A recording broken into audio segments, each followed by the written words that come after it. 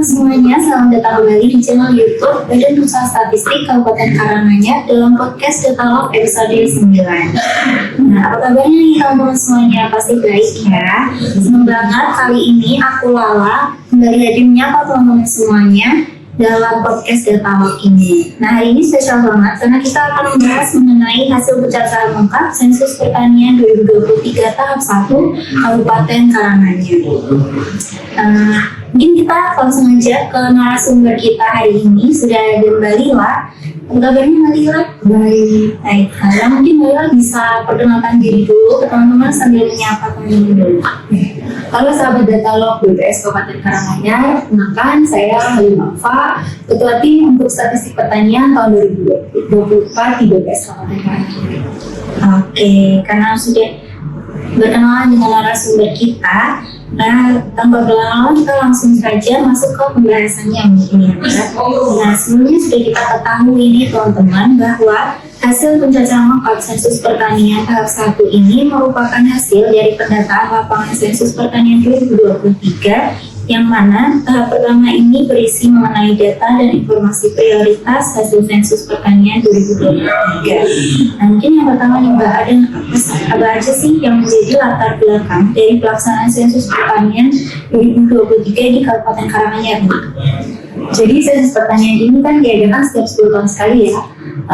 Waktu tahun 2013 kita melaksanakan Sensus Pertanian, kemudian untuk Sensus Pertanian 2023 ini diinisiasi untuk mengakomodasi variabel-variabel yang digunakan nantinya untuk menyajikan data pertanian yang dinamis, di mana pada Sensus Pertanian 2023 kita mengacu pada World Program for the Census of the Agricultural WCA 2020 yang diinisiasi oleh Food Agricultural Organization PBB. Nah, ini data Sensus Pertanian 2023 dimungkinkan untuk disajikan dari tingkat nasional hingga diperbandingkan di tingkat internasional. Oke. Terus ada nggak sih perbandingan antara hasil Sensus Pertanian 2023 dengan tahun-tahun sebelumnya? Ya, tentunya ada banyak peningkatan ya. Jadi tahun 2013 Sensus Pertanian itu untuk 2023 itu ada peningkatan sebanyak 131.043 unit, itu sekitar 17,1%, 17,31% itu jumlah usaha pertanian perorangan di tahun 2023 itu meningkat 17,31%. Kemudian untuk jumlah perusahaan pertanian berbadan hukum atau UPB itu meningkat dari tahun 2013 itu dari 2 unit menjadi 8 unit. Kemudian ada juga dari usaha pertanian lainnya itu bertambah 59 unit dari sebelumnya hanya 8 unit menjadi 67 unit pada tahun 2023. Sementara untuk jumlah rumah tangga usaha pertaniannya juga di hasil ST 2023 di Kabupaten Karanganyar ini meningkat sebanyak 12,06% menjadi 117.375. Oke, nah untuk daerah Karanganyar sendiri kan memiliki wilayah dataran tinggi dan dataran rendah juga ya Mbak ya. Nah, apakah ada perbedaan hasil sensus antara wilayah dataran tinggi dengan wilayah yang di dataran rendah? Untuk perbedaan tentu saja ada, karena di daerah Karanganyar ada terdapat daerah dataran tinggi dan dataran rendah ya. Untuk daerah dataran tinggi di Kabupaten Karanganyar itu komoditas yang dominan adalah hortikultura. Sedangkan untuk daerah dataran rendah itu kebanyakan di sektor tanaman pangan.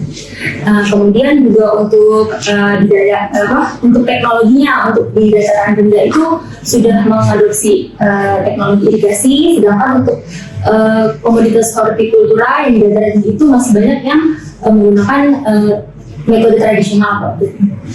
Oke, nah kalau hortikultura itu lebih di dataran tinggi ya. Nah, apa aja komoditas hortikultura yang mengalami peningkatan produksi secara signifikan? Secara signifikan baik itu kuantitas dan kualitas, tentunya itu sayuran dan buah-buahan itu merupakan komoditas unggulan di daerah dataran tinggi di Kabupaten Karanganyar. Itu juga didorong oleh alamnya yang cukup ideal di daerah Kabupaten Karanganyar. Kemudian ada dukungan juga dari pemerintah, baik dari bibit dan pupuk dan sebagainya. Jadi ada dukungan kebijakan dari pemerintah daerah sendiri dan kemudian juga ada permintaan pasar yang memang trennya cukup menguntungkan, cukup naik. Oke, nah kalau gitu selanjutnya bagaimana kondisi sektor perkebunan di Kabupaten Karanganyar dan apakah dari hasil sensus kemarin itu menunjukkan adanya diversifikasi komoditas perkebunan di Karanganyar? Untuk sektor perkebunan memang ada peningkatan, tapi dia tidak sebanyak untuk di sektor seperti di hortikultura atau di tanaman pangan.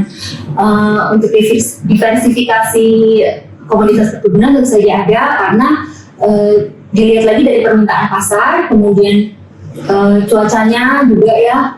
Nah, diversifikasi ini sangat menguntungkan bagi petani apabila mampu memanfaatkan potensi alamnya secara maksimal. Jadi bisa berganti-ganti komoditas mana yang permintaannya sedang naik, itu yang bisa diunggulkan. Jadi itu sangat membantu untuk ekonomi dari petani di sektor perkebunan. Iya, mensejahterakan juga ya pastinya. Artinya diversifikasi tersebut. Nah, itu ada berapa proporsi petani di Karanganyar yang bekerja sebagai petani utama maupun yang lain-lainnya? Kalau untuk proporsi petani ya, kan ada 117.375 rumah tangga usaha pertanian yang menurut hasil sensus pertanian 2023. Nah, sekitar 13,12%-nya itu adalah petani milenial. Konsep petani milenial ini baru muncul di sensus pertanian 2023. Itu adalah petani yang berusia 19 sampai 39 tahun. Terdiri dari sekitar 17.193 orang, atau sekitar 13,12%.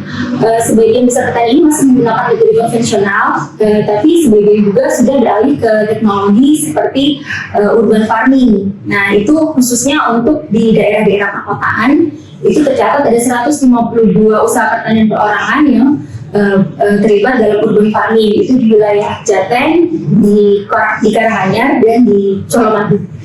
Oke. Kan masih ada beberapa yang menggunakan metode tradisional ada sebagian yang sudah beralih ke urban farming. Oke. Apa aja perbedaan produktivitas utama petani yang menggunakan metode tradisional dan yang menggunakan metode modern? Kalau untuk metode tradisional sudah jelas masih banyak bergantung pada cuaca ya, pada musim, kemudian juga pada tenaga kerjanya masih secara manual. Sedangkan kalau untuk yang udah menggunakan teknologi yang lebih modern, itu cenderung petani akan mengelola lahannya secara lebih efisien. Jadi itu mengurangi risiko gagal panen. Juga mengoptimalkan penggunaan sumber daya seperti penggunaan air, pupuk. Namun untuk berubah dari petani tradisional menjadi petani modern tentunya membutuhkan biaya ya, dan butuh juga keterampilan dari petani itu sendiri. Jadi ada biaya, ada kemauan untuk mempelajari teknologi yang baru. Oke, nah mungkin kita pergi sedikit ke perekonomian nih. Bagaimana kontribusi sektor pertanian terhadap perekonomian di Kabupaten Karanganyar berdasarkan hasil sensus pertanian 2023 kemarin? Untuk kenaikan jumlah petani di Kabupaten Karanganyar ini memang cukup ada peningkatan, dan tentunya hal ini akan mendukung dari sektor ketahanan pangan di Kabupaten Karanganyar. Jadi sektor pertanian ini sangat penting untuk mendukung kekuatan ketahanan pangan dari Kabupaten Karanganyar, juga penyerapan tenaga kerja. Selain itu juga diharapkan hasil dari sensus pertanian ini akan mendorong pemerintah untuk menghasilkan kebijakan-kebijakan lagi yang lebih tepat sasaran untuk peningkatan produktivitas pertanian dan juga meningkatkan kesejahteraan petani. Nah, jadi ada disebutkan ini ya, pemerintah memberikan kebijakan-kebijakan baru. Nah, setelah dipublikasikannya hasil sensus pertanian 2023 ini, apa aja sih langkah-langkah yang diambil oleh pemerintah daerah Karanganyar untuk memperbaiki sektor pertanian?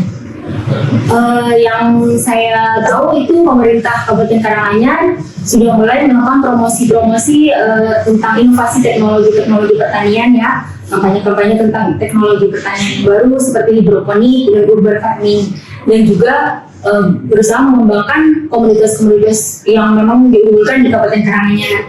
Tentunya hal ini untuk tujuannya tadi ya untuk meningkatkan ketahanan pangan, untuk lebih meningkatkan produktivitas sektor pertanian dan juga mendukung kesejahteraan petani untuk mendorong perekonomian dari petani setempat itu sendiri. Oke, wah keren banget nih penjelasan dari Mbak Lila. Mungkin dari aku mau kasih sedikit kesimpulan mungkin ya Kak, karena ini udah di akhir acara. Nah teman-teman dapat diketahui bahwa dari perbincangan kami tadi terlihat betapa pentingnya sensus pertanian ini untuk masa depan sektor pertanian baik di Karanganyar sendiri maupun di Indonesia. Nah bukan hanya untuk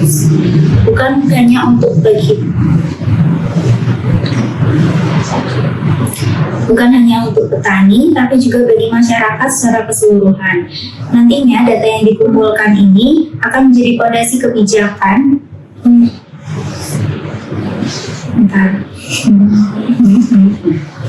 Nantinya data yang dikumpulkan ini akan menjadi fondasi kebijakan yang lebih tepat untuk mendukung kesejahteraan petani dan memperkuat ketahanan pangan kita. Gitu. Nah, nggak terasa nih Kak, kita udah di akhir acara. Terima kasih untuk teman-teman semuanya sudah menyempatkan waktu untuk mendengarkan podcast kita kali ini. Dan terima kasih juga untuk narasumber kita Ladila yang sudah mau sharing-sharing sama kita nih hari ini juga. Cukup sekian episode Talk kali ini, dan selebihnya teman-teman bisa terus menunggu episode-episode Talk lainnya di channel YouTube BPS Karanganyar. Baik, dari kami pamit undur diri. Wassalamualaikum warahmatullahi wabarakatuh. Jangan lupa unduh hasil pencacahan lengkap sensus pertanian 2023 tahap 1 Kabupaten Karanganyar di karanganyarkap.bps.go.id. Bye. Yeay.